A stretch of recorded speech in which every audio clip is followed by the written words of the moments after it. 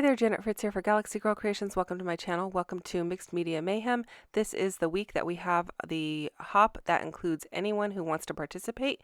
You can find information more about that on our Facebook group. So I will put the link to that down below for you.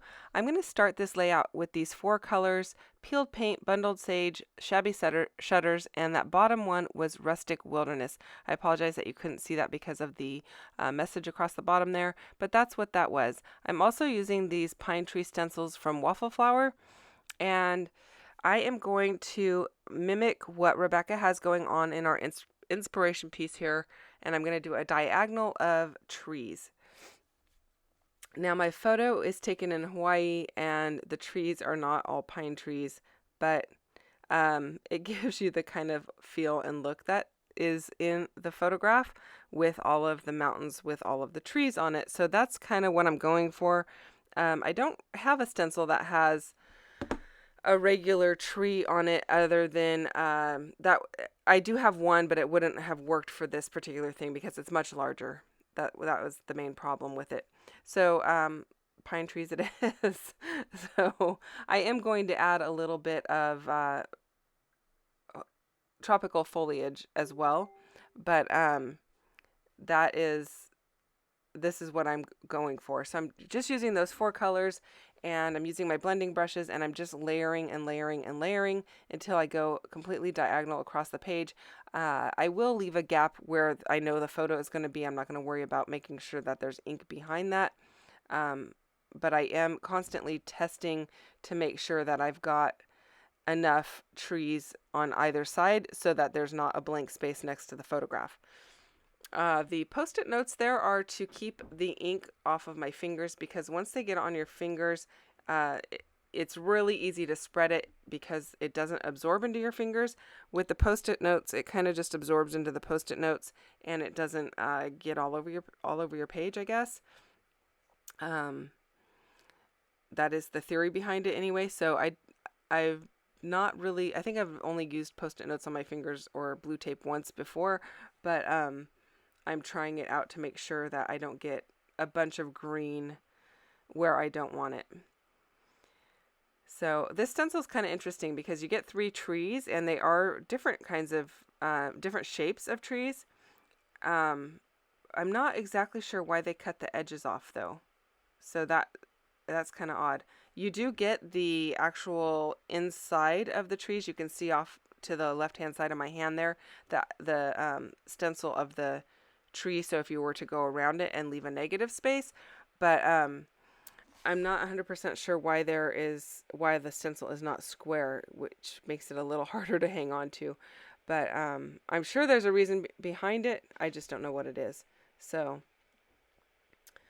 I'm really liking the way that it's coming together, and I like that it's got all of these kind of different heights of the trees, and I did a much better job of that in the upper right hand corner than I did in the lower left. I kind of went really diagonal in the lower left as far as the tops of the trees, so I will kind of fix that as I go along towards the end of all of my layering. Now I could have probably brought in additional green colors. There's a couple of different greens that are in the Distress Oxide family that I did not choose to use. I was really kind of going for something that would give me those really dark greens like in the back of the mountain, and something that would give me those really yellowy greens that are in the front or in the foreground of the photo. And then there's kind of a more brownish green towards the right hand side of the photo. So that's kind of what I was going with when I chose my colors. And I really do end up liking the way that it looks. So Mixed Media Mayhem, we are doing every week. There is a team of us that participates every week, and then the last Friday of the month, anyone is invited to join in. And as I mentioned before, you can check the Facebook group to see what the inspiration is. We post it quite a bit in advance so that you have plenty of time to work on it if you would like to play along the final Friday of the month.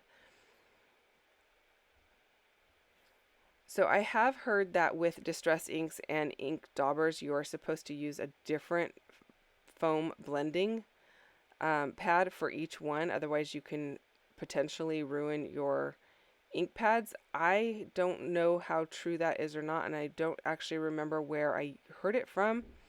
I haven't had any problems with my brushes, so I don't know if it's going to be an issue long term at this point or not. I know somebody might ask me about this, but I am just going with it and assuming that it's not going to become a problem. So far, I haven't had any issues. I only have 2 green brushes, and I didn't really want to pull out one of the foam pads because with this type of stencil and all of those jagged little edges, I find that the foam tends to kind of like bend the stencil instead of go over it smoothly. And that could be because I'm a little heavy-handed. I don't know, maybe that's the problem. So I prefer to use the blending brushes when I am stenciling with inks. I do prefer the foam pads though when I am inking the edge of papers. So I do find that they both are very useful tools and they definitely have their place. So here's where I'm trying to bring in a little more height and not be so flat across that lower edge. And then same with the bottom, I'm just kind of bringing in some more layers to kind of make it so it's not so perfect and uniform. And I do like that you can do second generation rubbing. Like I don't have to keep re-dipping my brush into the ink to get like a lighter color. And I like that you can see all of the layers. I think it's one of the really cool things about Oxide Ink is it definitely gives you a layered look. It's not, it doesn't look flat and the greens don't just blend together into a blob. So here's another spot where I'm trying to bring in a little more height so it doesn't look so, like I said, flat. So I'm pretty happy with the way that came out. I know I want to back the entire thing with green, this dark green border, and I am using Rustic Wilderness again.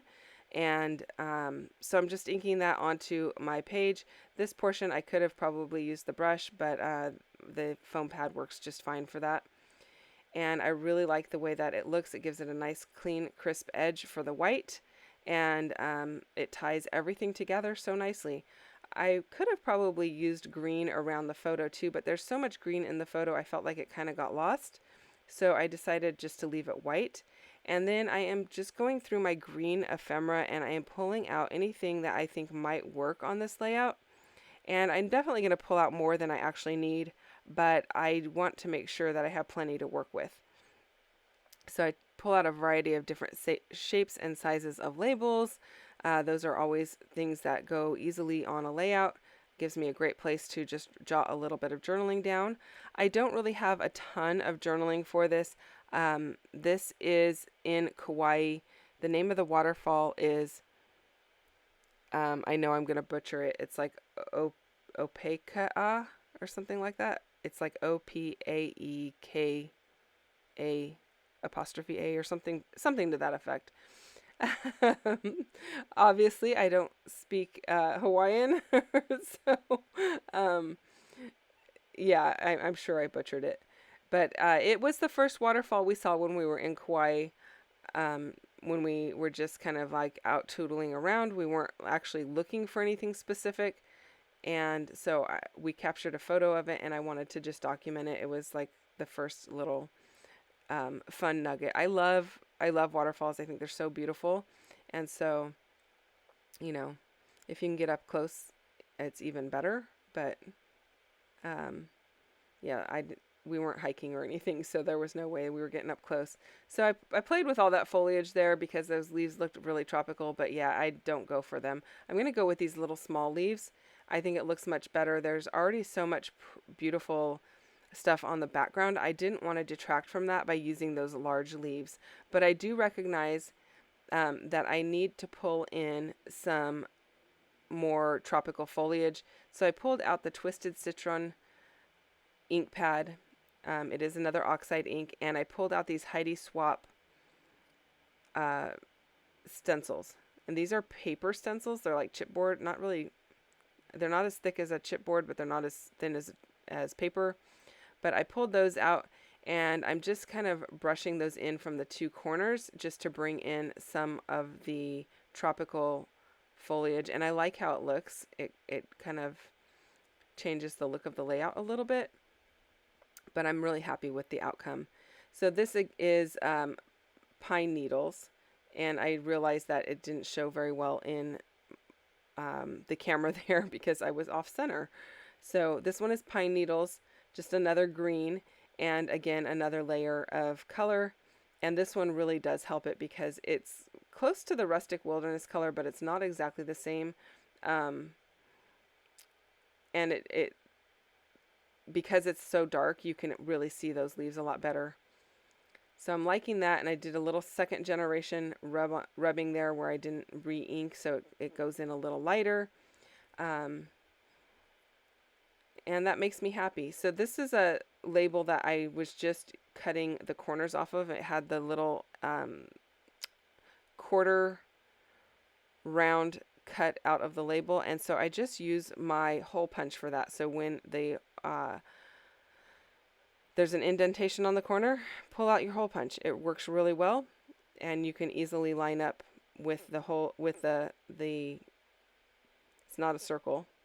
You can really, the angle, the arch of the circle. You can line it up and trim it out, and it works great. So I know that top piece that says "Enjoy Today" is from Paige Evans, and I know the one that says "One Way Ticket," that is from Studio Tekturek. The piece that I just put in, that dark green label, that was stamped with a stamp from Elizabeth Craft Designs, and it is their Christmas stamps. I will put links down below for all of these products so that you can get to them easily if that is of interest to you. I was trying to find the name of that Catherine or the Elizabeth Craft Design one, because those are usually sitting right next to me, but I don't have it right in front of me, so I won't go digging any further. So now I'm just looking at a title. I thought I would use that piece that says Wander or the one that says Adventure, but I end up going with this one that says Vacay. And I think that one works well. It brings in more white. I don't usually have a good place to use a white title because it doesn't usually read as well as a black title. But in this case, it worked really well. So I'm really happy with that. And I like the way that it looks.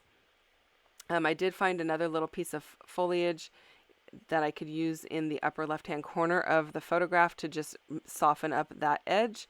And that butterfly is going to go up there as well. Now I toyed with the idea of moving the top pieces over to the right-hand side and vice versa with the left-hand side, but then or with the bottom ones, moving them to the left-hand side. But then those leaves really covered up a lot more of the stencil work, and the entire cluster covered a lot more of the stencil work, and I didn't want to do that. So that's why I decided to opt for this, having them offset from the actual diagonal of all of the stencil work. I am popping a couple things up onto foam, as you can see there, just to give a little added dimension. The three leaves that are in the bottom right-hand corner of the photograph, one of them, one of them is a printable, the one that has the most yellow in it. The one on the left-hand side is one that I watercolored and just sketched around, and then the other one is a die cut. And so oddly, they all look great together, and so I just decided to go ahead and use them. This butterfly, I want to say it is from One Canoe 2, but I could be wrong on that. It's pretty old. It's been in my stash a while. I did find this green button in my bin of green stuff, and I am going to use that. And buttons aren't something that I use very often, so it was kind of fun to get that on the layout. And then I pulled out some flare. The flare is from Scrap and Happy Studio. It's been in my stash for a while, but she has tons and tons of flare available. It is epoxy flare, and it lays fairly flat, so it's not really bulky. And so I thought I would use that. And one of those says The Adventure Begins, I believe, and the other one says I think it says Explore the World or something to that effect. And I end up only using one piece of the flare. So I like the way that looks. And I'm just kind of trying to figure out if there's anything additional that I want to do. I think I want to add a little something underneath the butterfly there, just because it looks like it's hanging off over into some white space. And so I bring in a little bit more of that leaf. I don't know if it really actually needed it or if it made it worse, but it's there now. So I pulled out my white gel pen. That's an Arteza 0.6 pen, and I love these white gel pens. They work great, and so that is what I use for my white journaling. And then I use a black Muji and a 0.38 for the black. If you have questions or comments, leave those down below. I do answer them every time. It just takes me a while to get to them. So rest assured, I will respond to you. Thank you so much for watching today. Don't forget to check out everyone else playing along. I will see you guys again next week with another mixed media layout. Bye-bye.